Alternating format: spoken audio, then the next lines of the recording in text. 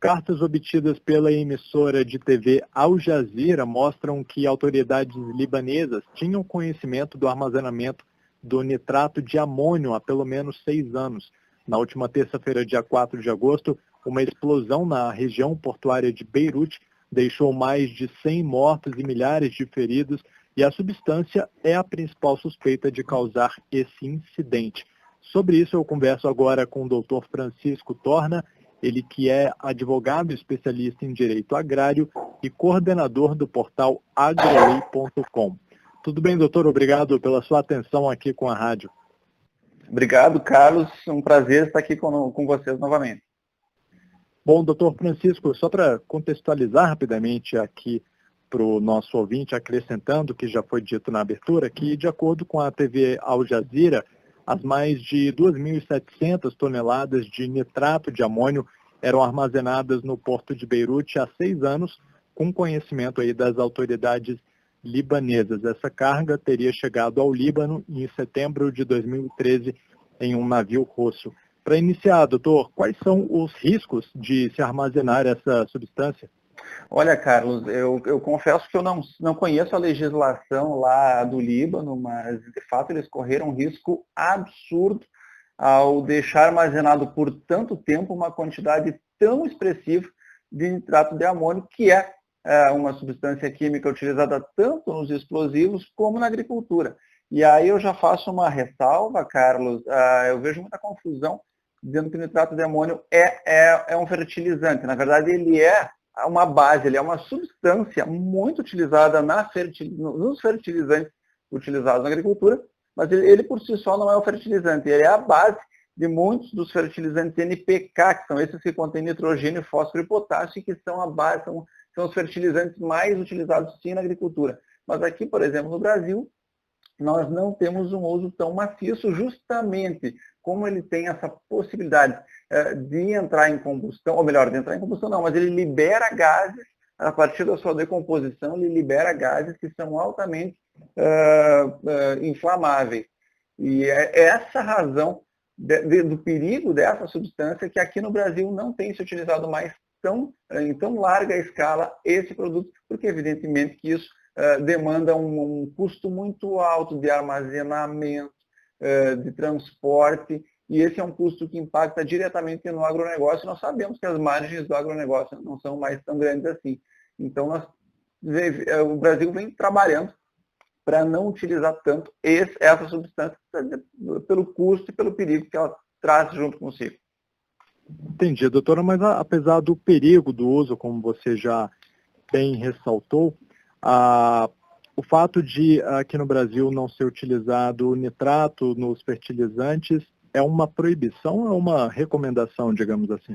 É uma questão econômica. Na verdade, como eu havia te comentado, nós temos uma legislação que trata o nitrato de uma forma muito peculiar, em razão dessa natureza perigosa do nitrato. Então, o que nós, como eu havia te comentado, todo esse cuidado que nós temos que ter com essa substância gera custos. E ao gerar custos, eu tenho um fertilizante muito caro. Então nós temos hoje, e até eu fiz um levantamento aqui, nós importamos, o Brasil importa bastante, ele importa aí na ordem de 1,2 milhões de toneladas de nitrato de amônio por ano. Agora, pode parecer aí um número muito grande, mas ele é a base de somente 3% dos fertilizantes usados no Brasil. E mais do que isso, quando ele é utilizado, normalmente a concentração é muito baixa, de 10% a 15%. Ele raramente é utilizado puro. Então, nós não temos um perigo tão grande no manuseio. Já enquanto ele industrializado, enquanto fertilizante, ele já quase não oferece risco de explosão, de inflamar, como lamentavelmente aconteceu no Líbano. O grande perigo dele é quando ele está chegando puro nos portos, por exemplo. Só que nós temos uma legislação muito diferenciada, nós temos uma legislação muito tranquila nesse sentido. Veja, no Líbano, essa carga estava depositada há 6 anos, sem que as autoridades tomassem alguma medida nesse sentido. Aqui no Brasil, quando ela chega nos portos e vai para a indústria, e eu já te digo outra coisa, somente uma indústria no Brasil utiliza nitrato de amônio na elaboração dos fertilizantes, uma indústria que fica no estado de São Paulo. Então, quando esse produto chega no porto, ele não fica mais que 2 semanas parado no porto e ele vai já para a indústria, controlado pelo Exército. Isso é importante comentar. Em razão dessa possibilidade de explosão, quando ele chega puro, ele é problema do Ministério da Defesa. Depois que ele sai fertilizante, aí sim ele tem que obedecer ao regramento do Ministério da Agricultura.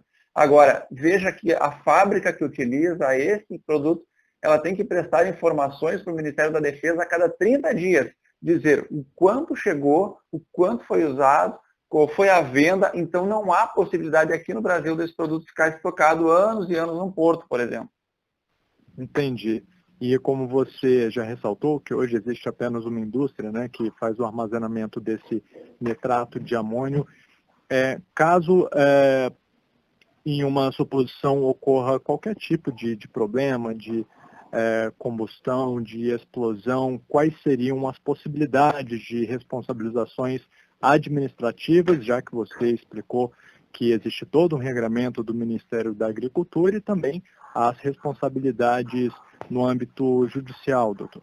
Claro, assim, nós temos, pensando em 2 óticas, né? A fábrica que utiliza esse produto enquanto matéria-prima para o fertilizante, e aí depois os cuidados que nós temos principalmente com as empresas que vão comercializar esse produto finalizado para o produtor rural. A indústria, quando ela utiliza esse produto, ela o faz sob supervisão do Ministério da Defesa, ela tem que obedecer à portaria 42 do Ministério da Defesa. E aí, quem quiser entender um pouco melhor como é que funciona esses procedimentos, portaria 42, anexo N, lá tem todas as previsões de como proceder na armazenagem e no transporte desse produto. E, inclusive, Carlos, é importante ressaltar que a indústria, por previsão dessa normatização, ela tem responsabilidade, inclusive, quanto à segurança, para que esse produto não venha a ser furtado, roubado das suas dependências, para que se faça um mau uso. Né? Porque é possível, com esse produto, se utilizar, criar aí elementos explosivos até para fins terroristas. Então, inclusive, a questão da segurança. A empresa responde criminalmente, os seus diretores respondem criminalmente, respondem administrativamente, civilmente, por todo esse cuidado que nós devemos ter, por tudo aquilo. Descumpriu esta portaria do Exército, ela está sujeita à responsabilização por qualquer um dos itens. Quando eu falo já nas empresas que comercializam o produto, o fertilizante, aí eu tenho essas responsabilidades dessas regras delimitadas aí na Lei 6.894, que é uma lei de 80, no decreto que regulamentou ela, que é o decreto 4954 de 2004, e também aí a instrução normativa 39 do Ministério da Agricultura. Está tudo muito bem explicado como se procede o cuidado com esse produto, que assim, mesmo diluído, mesmo em poucas proporções, ele precisa ter muito cuidado, precisa ser manuseado regularmente. Por exemplo, nós não podemos vender ele a granel, ele tem que ser vendido nas embalagens apropriadas. E outra coisa muito importante ressaltar é que a legislação se refere que é fundamental cumprir com as instruções do fabricante. Então, não só eu devo observar a legislação, mas tudo aquilo que estiver no rótulo como instruções do fabricante deve ser cumprido. Se eu não cumpro com as instruções do fabricante, eu também fico sujeito a todas as penalizações, multas, enfim, questões cíveis, criminais e administrativas que decorrem do mau uso desses produtos químicos. Muito bem, eu acabei de conversar aqui na Rádio Justiça com o Dr. Francisco Torna, advogado especialista em direito agrário e coordenador do portal agrolei.com. Ele que acabou de comentar sobre os riscos de armazenar o nitrato de amônia, que é a substância que teria sido responsável pela explosão em um porto de Beirute no último dia 4 de agosto, que deixou mais de 100 mortos e milhares de feridos. Ele que também explicou sobre a relação dessa substância, desse nitrato, com os fertilizantes e também sobre as implicações jurídicas aqui no Brasil para em caso de mau uso dessa substância. Doutor Francisco, te agradeço mais uma vez pelas suas explicações aqui para o nosso ouvinte. Até uma próxima. Obrigado, até a próxima.